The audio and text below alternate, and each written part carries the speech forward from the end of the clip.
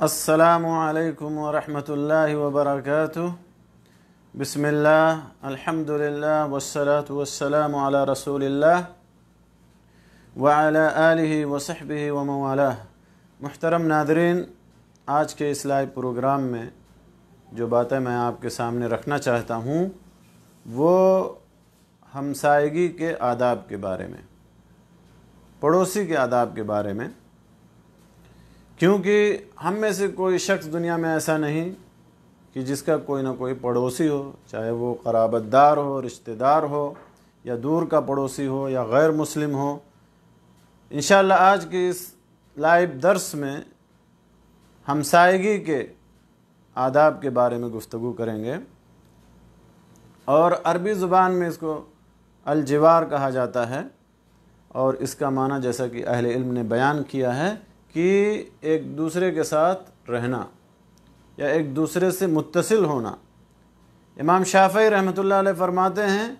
کہ کل من قارب بدنہ بدن صاحبہ قیل لہ جار، کہ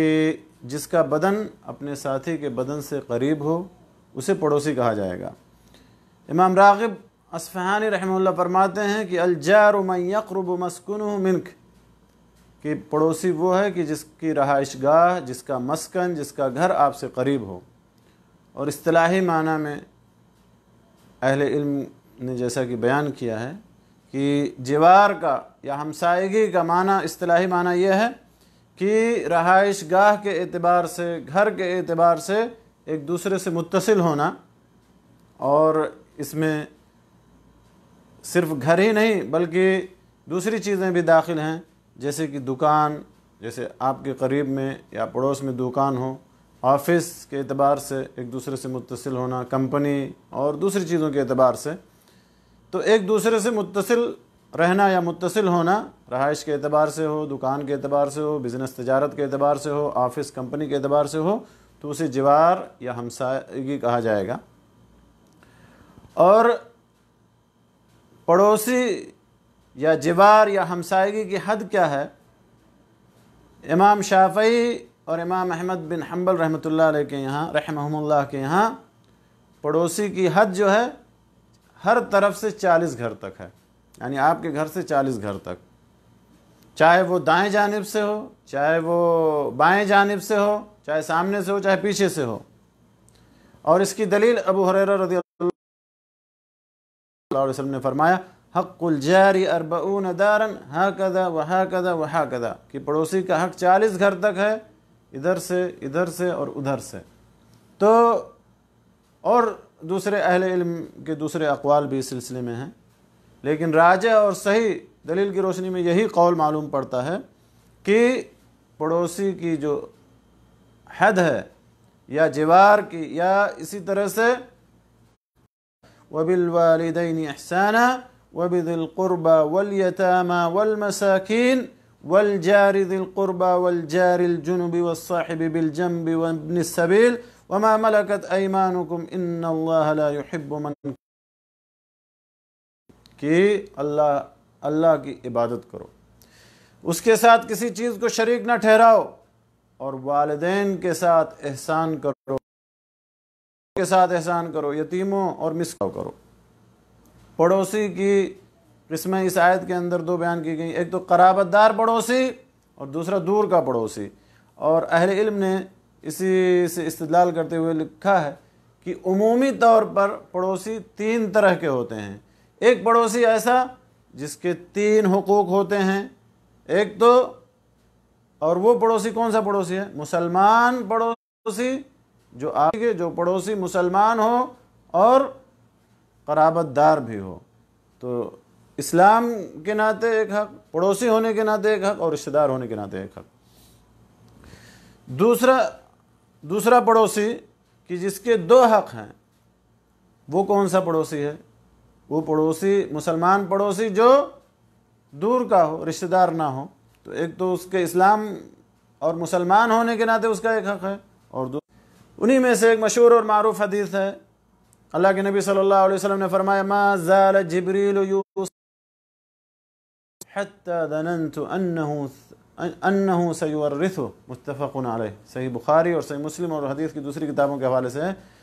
کہ جبریل علیہ السلام مجھے بار بار وصیت کرتے رہے پڑوسی کے تعلق سے، اس کے حقوق اور واجبات کے تعلق سے، یہاں تک کہ میں نے گمان کیا کہ وہ اسے وارث بنا دیں گے، یعنی میراث میں اس کا حق متعین، جب ہے ولا ہے، نسب ہے، جوار نہیں ہے، شروع اسلام میں تھا لیکن اسے منسوخ کر دیا گیا۔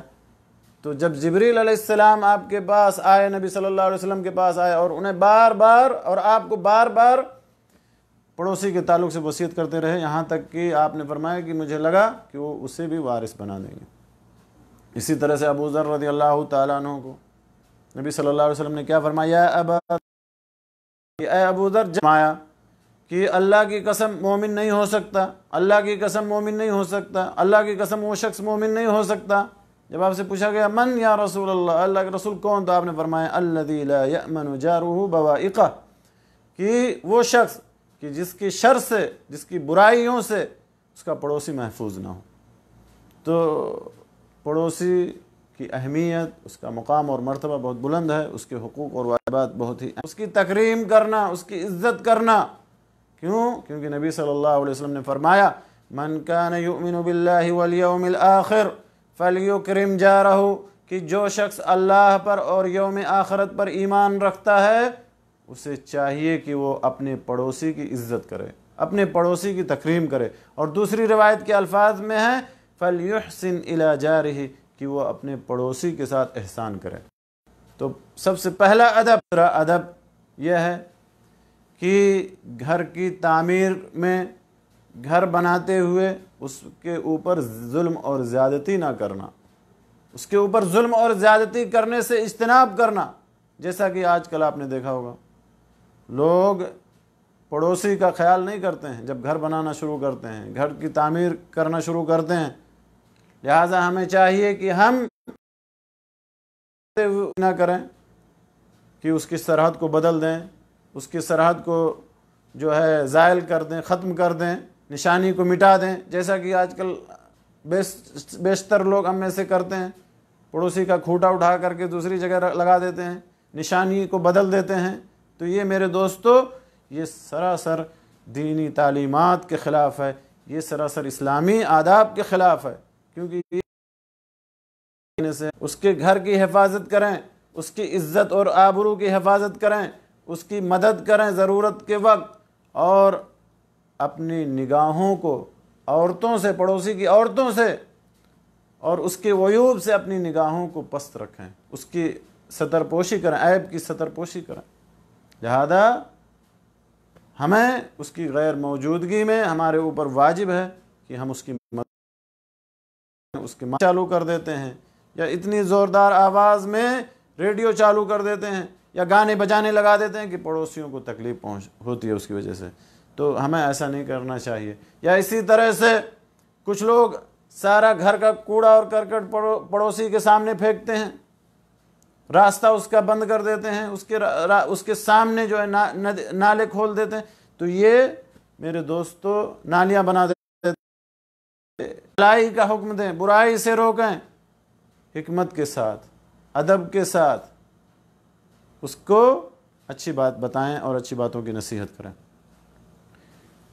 چھٹا ادب ہمسائیگی کے آداب میں سے یہ ہے کہ ہم پڑوسیوں کو کھانا پکانے کے وقت پڑوسیوں کو نہ بھولیں، بلکہ ان کا خیال رکھیں، ان کے گھر بھی ہم کھانے پینے کی چیزیں۔ آداب میں سے یہ ہے کہ ہم ان کے خوشی اور غم میں شریک ہوں۔ اگر خوشی کا موقع ہو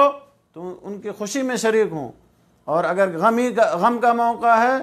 تو ہم ان کے غم میں بھی شریک ہوں۔ لہٰذا اگر ان کے گھر میں شادی ہے، دعوت ہے، تو ہم ان کے دعوت میں شریک ہوں۔ اگر وہ بیمار ہو جائے تو ہم اس کی عیادت کریں، اگر وہ غائب ہو جائے تو ہم اس کے